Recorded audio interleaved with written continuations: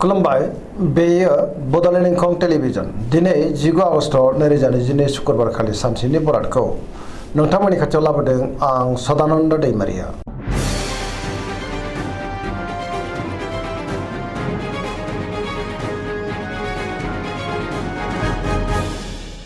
सिगां फरायनो लादों मेष राशि गिबि हांखो अ ल दिनैनि साना जोबोर मोजां बयजोंबो मोजां सोमोन्दो लाखिनो रोंगोन जेरावबो जाफुंसारगोन बहाबा दावबायहैनो एबा हान्थिनो खाबु मोननो हागौ आरो मोजाङैनो हान्थिनोबो हागोन मावनो लानाय खामानिखौ मावफुंनो हागोन गोसोखौ दिनै जोबोर गोजोननाय मोनगोन देहाया मोजाङै थागोन बहानिफ्रायबा मोजां खौरां फैनोबो हागौ रांखावरियाव दिनै जोबोर मोजां गोबां धोन आरजिनो हागोन आयाबो बांगोन बेफार फालांगियावबो दिनै जोबोर मोजां मुलाम्फा मोनगोन सोरबा लोगोनिफ्राय थोजासे हेफाजाब मोननो हागौ न'खराव दिनै अननानै फैगोन बिमा बिफानि अननाय आरो बोरखौबो मोननो हागोन गुबुननि गोसोखौ गोरलैयैनो बोनो हागोन गोसोनि बोलोआ बांगोन समाजावबो मान मोनगोन लाइमोनफोरा मोजां खौरां मोननो हागौ गोसोआबो दिनै जोबोर खुसि जागोन फरायसाफ्रा दिनै फरायनायाव गोसो दुंखांगोन पजिटिभ एनार्जिनि गोहोमबो गोग्लैगोन।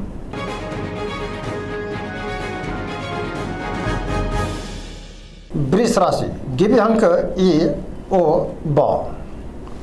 दिनैनि साना जोबोर मोजां गोजोन आरो गाहाम थासारि मोननो हागोन गोसोखौ दिनै जोबोर गोजोननाय मोनगोन गोसोनि बोलोआ बांगोन मावनो लानाय खामानिखौ थि समावनो आरो गोरलैयैनो मावफुंनोबो हागोन बबेबा जेंनाखौ दिनै सुस्रांनो हागौ माबा मोनसे मोजां खौरांबो मोननो हागौ गियाना बांगोन समाजाव दिनै मान मोननो हागोन रांखावरियाव जोबोर मोजां गोबां धोन आरजिनो हागोन बेफार फालांगियावबो दिनै जोबोर मोजां मुलाम्फा मोननो हागोन न'खराव बिसि फिसायनि गेजेराव अननानै फैगोन बिदा फंबायनिफ्राय थोजासे हेफाजाबखौ मोननो हागोन देहाया मोजाङै थागोन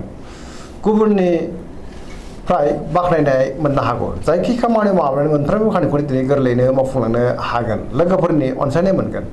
गोसोनि साननायफ्रा दिनै मोगथाङाव जाफुंगोन पजिटिभ एनार्जिनि गोहोमबो गोग्लैगोन।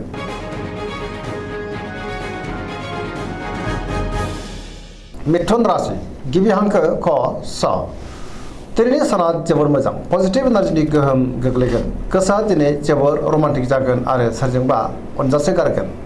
मोनफ्रोमबो बिथिङाव सांग्रां जानो रोंगोन गियाननि आंखाल जानाय नङा गोसोखौ दिनै जोबोर गोजोननाय मोनगोन गोसोआ जोबोर खुसिबो जागोन देहाया मोजाङैनो थागोन रांखावरियाव जोबोर मोजां बेफार फालांगियावबो दिनै जोबोर मोजां मुलाम्फा मोनगोन न'खरावबो अननानै फैगोन समाजाव मान मोनगोन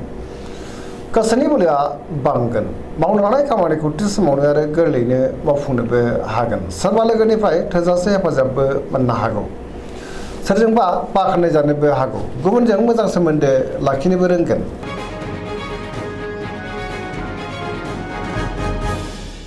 कर्कट राशि गिबि हांखो ड ह दिनैनि साना जोबोर मोजां गोसोखौ दिनै जोबोर गोजोननाय मोनगोन सोरबा लोगोजों बाख्नाय जानो हागौ गोसोनि साननायफ्रा दिनै मोगथाङाव जाफुंगोन गोसोआव पजिटिभ साननाय फैगोन गोथों आरो गोग्गो साननो रोंगोन गियाननि आंखाल जानाय नङा मावनो लानाय खामानिखौ थि समावनो मावफुंनोबो हागोन रांखावरियाव दिनै जोबोर मोजां बेफार फालांगियावबो दिनै जोबोर मोजां होनजायो न'खराव अननानै फैगोन समाजाव लोगो लेवा बांगोन देहाया दिनै मोजाङै थागोन अब्लाबो नाथाय जानाय लोंनायाव सांग्रां जानांगोन गुबुननि हेफाजाबखौ मोननो हागोन समाजाव बयजोंबो अनसायजागोन फरायसाफ्रा दिनै फरायनायाव गोसो दुंखांगोन आरो मोजां फिथाइ मोनगोन गुबुनजों मोजां सोमोन्दो लाखिनोबो रोंगोन पजिटिभ एनार्जिनि गोहोम गोग्लैगोन।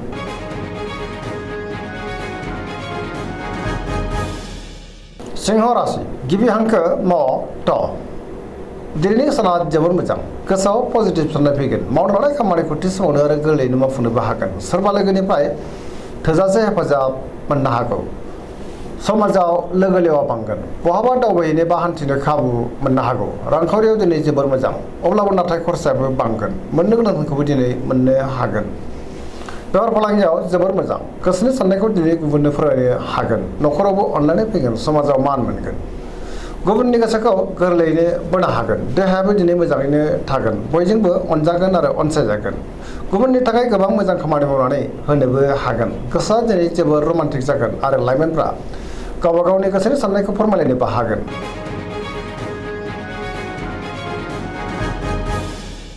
कन्या राशि गिबि हांखो प ट दिनैनि साना जोबोर मोजां बयजोंबो मोजां सोमोन्दो लाखिनो रोंगोन गोसोआव पजिटिभ साननाय फैगोन गोथों आरो गोग्गो साननो रोंगोन गियाननि आंखाल जानाय नङा रांखावरियाव दिनै जोबोर मोजां अब्लाबो नाथाय खरसायाबो बांगोन बेफार फालांगियाव जोबोर मोजां होनजायो देहायाबो दिनै मोजाङैनो थागोन गोबां मुंदांखा सुबुंजों दिनै लोगो मोनज्लायनो हागौ न'खरावबो अननानै फैगोन गोबां खामानियाव दिनै मुखुब थागोन सोरजोंबा बाख्नाय जानानै गोसोखौ दिनै जोबोर गोजोननाय मोनगोन पजिटिभ एनार्जिनि गोहोम गोग्लैगोन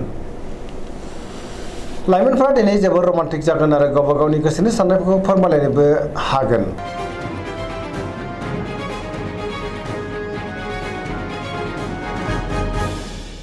तुला राशि गिबि हांखो र ट दिनैनि साना जोबोर मोजां गोबां रोखोमनि जेंनाफोरखौ दिनै गोरलैयैनो सुस्रांनो हागोन गोग्गो गियान फैगोन गोसोनि बोलोआ बांगोन गोसोनि साननायफ्रा दिनै मोगथाङाव जाफुंनो हागौ मावनो लानाय खामानिखौ थि समावनो मावफुंनो हागोन देहाया मोजाङै थागोन रांखावरियाव जोबोर मोजां गोबां धोन आरजिनो हागोन बेफार फालांगियावबो दिनै जोबोर मोजां मुलाम्फा मोनगोन न'खराव बिसि फिसायनि गेजेराव अनलायनाय फैगोन बिदा फंबायजों मोजां सोमोन्दो थागोन समाजाव मान मोनगोन गुबुननि गोसोखौ दिनै गोरलैयैनो बोनोबो हागोन लोगोफोरनि हेफाजाबबो मोनगोन गोदान थांखि लानो रोंगोन सेंग्रा सिख्लाफोरनि गोसोआ दिनै जोबोर खुसि जागोन आरो गोसोनि साननायखौ फोरमायलायनोबो हागोन पजिटिभ साननाय फैगोन पजिटिभ एनार्जिनि गोहोमबो गोग्लैगोन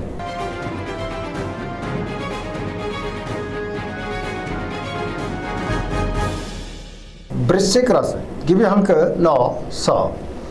दिनैनि साना मोजां आरो गाज्रिनि गेजेरजों बाबेनलांगोन गुबुननि अनसायनाय मोनगोन गुबुननि गोसोखौ बोनो हागोन पजिटिभ एनार्जिनि गोहोमबो गोग्लैगोन समाजाव लोगो लेवा बांगोन गोसोआव गोग्गो आरो गोथों साननाय फैगोन मावनो लानाय खामानिखौ थि समावनो आरो गोरलैयैनो मावफुंनोबो हागोन बहानिफ्रायबा मोजां खौरां फैनोबो हागौ अब्लाबो नाथाय माबा नङा माबा मोनसे गोरोन्थि मावफ्लांनो हागौ गुबुननिफ्राय हेफाजाब लानांगोन गोसोनि साननायफ्रा जाफुंगोन गोसोनि बोलोआबो बांगोन समाजाव मान मोनगोन न'खराव बिसि फिसायनि गेजेराव अननानै फैगोन रांखावरियाव मोजां नाथाय अब्लाबो खरसायाबो बांगोन बेफार फालांगियाव मोजां देहाया दिनै बारा मोजां थानाय नङा जानाय लोंनायाव सांग्रां जानांगोन गुबुननि हेफाजाबखौ मोनगोन फरायसाफ्रा दिनै फरायनायाव गोसो दुंखांगोन आरो मोजां फिथाइ मोनगोन लाइमोनफ्रा जोबोर रमान्टिक जागोन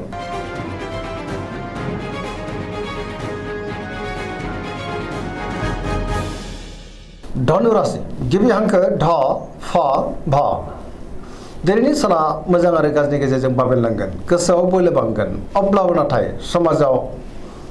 सुथुर बांनोबो हागौ मावनो लानाय खामानिखौ थि समाव मावफुंनो गोब्राब जागोन माबा नङा माबा मोनसे हेंथा फैनो हागौ गोसोनि साननायफोरा देबार नांगोन रांखावरियाव मोजां आरजिनाय धोनखौ दोनथुमनो हागोन बेफार फालांगियाव मोजां होनजायो समाजाव मान मोनगोन बहाबा हान्थियोब्ला दिनै लामा सामायाव जोबोर सांग्रां जानांगोन देहाया दिनै मोजाङैनो थागोन न'खराव अनलायनाय फैगोन बहानिफ्रायबा नाथाय हरखाबै गाज्रि खौरांबो फैनो हागौ लाइमोनफोरनि गोसोआ दिनै जोबोर आला खाला जागोन नेगेटिभ एनार्जिनि गोहोम गोग्लैनो हागौ सांग्रां जानांगोन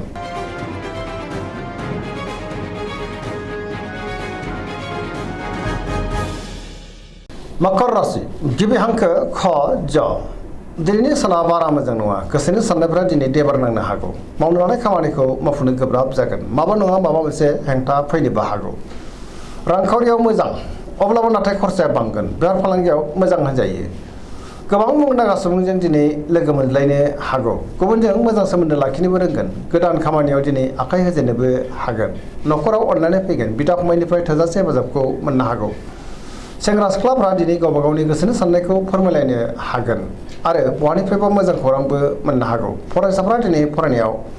गोसो दुंखांगोन आरो मोजां फिथाइ मोननोबो हागोन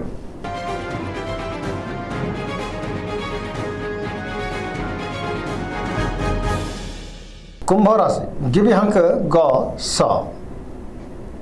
दिनैनि साना बारा मोजां नङा गुबुनखौ फोथायनो गोब्राब जागोन थार लोगोनि आंखाल जानोबो हागौ गोसोखौ दिनै जोबोर उसुखुथु मोनगोन मावनो लानाय खामानिखौ थि समावनो आरो गोरलैयैनो मावफुंनो हागोन अब्लाबो नाथाय बहानिफ्रायबा हरखाबै गाज्रि खौरांबो फैनो हागौ समाजाव मान मोनगोन गोबां मुंदांखा सुबुंजों दिनै लोगो मोनज्लायनोबो हागौ रांखावरियाव मोजां अब्लाबो नाथाय खरसाया बांगोन बहानिफ्रायबा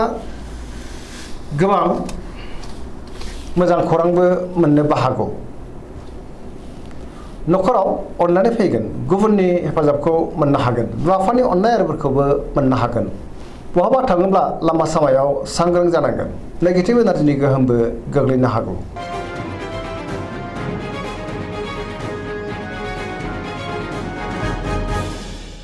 मीन राशि गिबि हांखो ड